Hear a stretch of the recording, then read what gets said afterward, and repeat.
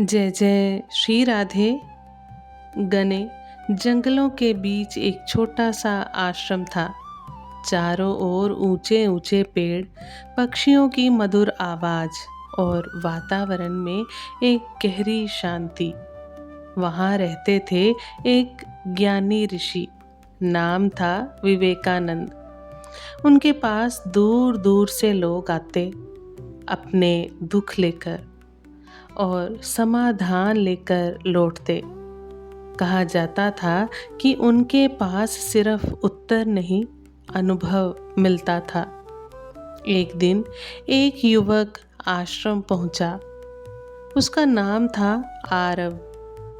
उसकी आंखों में थकान थी, चेहरा बुझा हुआ और मन जैसे बोझ से भरा हुआ। वह धीरे से ऋषि के सामने बैठ गया। कुछ देर तक चुप रहा, फिर उसकी आंखों से आंसू बहने लगे। वह बोला, गुरुदेव, मैं बहुत अकेला हूँ। मेरे पास सब कुछ है, घर है, परिवार है, मित्र है, लेकिन फिर भी अंदर एक खालीपन है। ये अकेलापन मुझे अंदर से खा रहा है। क्या इसका कोई उपाय है? ऋषि उसे शांत भाव से देखते रहे। फिर उनके चेहरे पर हल्की मुस्कान आई। उन्होंने धीरे से कहा, तुम जिसे अभिशाप समझ रहे हो, वही तुम्हारा सबसे बड़ा वरदान है। आरव चौंक गया। कैसे गुरुदेव? अकेलापन वरदान कैसे हो सकता है? ऋषि ने कहा, इसका उत्तर शब्दों में नहीं मिलेगा। तुम्हें इसे अनुभव करना होगा। क्या तुम तैयार हो? आरव ने थोड़ा सोचा। डर भी था, लेकिन विश्वास भी था। उसने सिर झुका दिया। हाँ गुरुदेव। ऋषि ने उसे जंगल के अंदर एक पुरानी, शांत और अंधेरी गुफा में भेजा। उन्होंने कहा, 3 दिन तुम यहाँ अकेले रहोगे। ना किसी से बात, ना कोई सहारा, सिर्फ तुम और तुम खुद। आरव के मन में डर था, लेकिन उसने आज्ञा मान ली।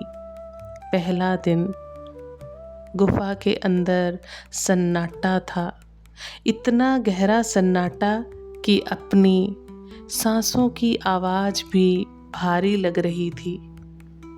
शुरू में उसे अच्छा लगा, शांति थी, कोई डिस्टरबेंस नहीं। लेकिन धीरे धीरे मन में विचार आने लगा, मैं यहाँ क्यों हूँ? अगर मुझे कुछ हो गया तो? कोई मेरे साथ नहीं है। जैसे जैसे रात हुई, डर बढ़ने लगा, अंधेरा गहराया। गुफा के बाहर जानवरों की आवाजें आने लगी। आरव कांपने लगा। उसने खुद से कहा, काश कोई मेरे साथ होता। तभी उसके भीतर से एक आवाज आई, तुम हमेशा किसी के साथ रहने की आदत में हो, इसलिए खुद से डरते हो। आरव चौंक गया, ये आवाज किसकी है? लेकिन वहाँ कोई नहीं था, सिर्फ वो और उसका मन। दूसरा दिन सुबह हुई। आरव ने खुद को थोड़ा संभाला, लेकिन अब शुरू हुआ एक नया संघर्ष। विचारों का तूफान, पुरानी यादें, गलतियां, पछतावे, सब एक एक करके सामने आने लगे। वे चिल्लाया, बस करो, मैं ये सब नहीं सोच सकता। लेकिन विचार रुक नहीं रहे थे। तभी फिर वही आवाज आई, भाग क्यों रहे हो? ये विचार तुम्हारे ही हैं। इस बार आरव रुका और पहली बार अपने विचारों को ध्यान से देखने लगा। उसे समझ आने लगा कि वह हमेशा खुद से भागता रहा है। दूसरी रात, अब वह शांत बैठा था। इस बार वह डर नहीं रहा था, वह अपने विचारों को देख रहा था जैसे कोई दर्शक फिल्म देखता है। धीरे धीरे विचार कम होने लगे और एक गहरी शांति उतरने लगी। तभी उसे एक अनुभव हुआ, मैं अपने विचार नहीं हूँ, मैं उनसे अलग हूँ। उसके चेहरे पर हल्की मुस्कान आ गई। तीसरा दिन, अब आरव पूरी तरह बदल चुका था। अब उसे अकेलापन नहीं लग रहा था, बल्कि आनंद आ रहा था। वह खुद से बात कर रहा था, खुद को समझ रहा था। तभी उसे एक गहरी अनुभूति हुई, मैं कभी अकेला था ही नहीं, मैं हमेशा अपने साथ था। और उसी क्षण उसके भीतर से आवाज आई, अकेलापन नहीं, ये तो स्वतंत्रता है। आश्रम वापसी।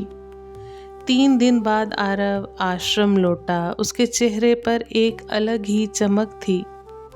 ऋषि ने पूछा, अब बताओ, अकेलापन कैसा लगता है? आरव मुस्कुराया, गुरुदेव, अब मैं समझ गया हूँ, अकेलापन वरदान है। ऋषि बोले, कैसे? आरव ने कहा, जब मैं अकेला था तभी मैंने खुद को जाना। जब कोई नहीं था तभी मैं अपने सबसे करीब था। मैं समझ गया कि मैं अपने विचार नहीं हूँ, मैं अपने डर नहीं हूँ, मैं तो केवल एक साक्षी हूँ। ऋषि मुस्कुराए। उन्होंने कहा, यही तो ज्ञान है। तुम ना शरीर हो, ना मन हो, तुम शुद्ध चेतना हो। अकेलापन वरदान इसलिए है क्योंकि ये तुम्हें खुद से मिलाता है। जब कोई और नहीं होता तब तुम अपने असली स्वरूप को देखते हो। ये तुम्हें स्वतंत्र बनाता है, ये तुम्हें शांत करता है, ये तुम्हें जागरूक बनाता है।